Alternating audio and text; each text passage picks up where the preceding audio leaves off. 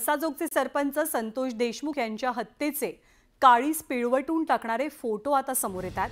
हत्या करणाऱ्यांनी कसा अमानुषतेचा कळस गाठला होता आणि देशमुख यांची कशी हाल करून हत्या केली याचा सर्वात मोठा पुरावा आता समोर आलेला आहे।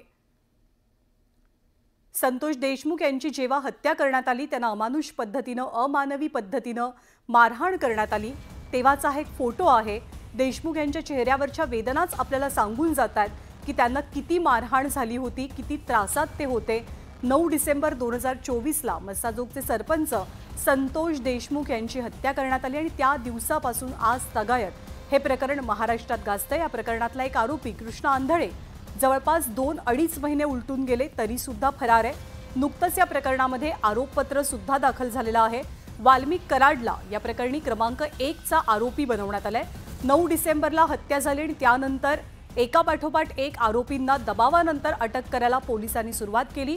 चार्जशीटमध्ये देशमुखांना कशी मारहाण झाली त्या संदर्भातले काही फोटो जोडलेले आहेत आणि देशमुखांना मारहाण करताना जे आरोपी आहेत त्यांच्या चेहऱ्यावरती एक प्रकारे आसुरी आनंद दिसत होता।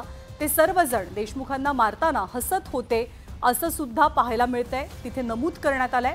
चार्जशीटमध्ये काही फोटो जोडलेत आणि त्यातलाच हा एक फोटो आपण पाहतोय आणि याच फोटोवरनं आपल्याला लक्षात येतं की किती अमानवी आणि क्रूर पद्धतीने संतोष देशमुखांची हत्या केली गेली।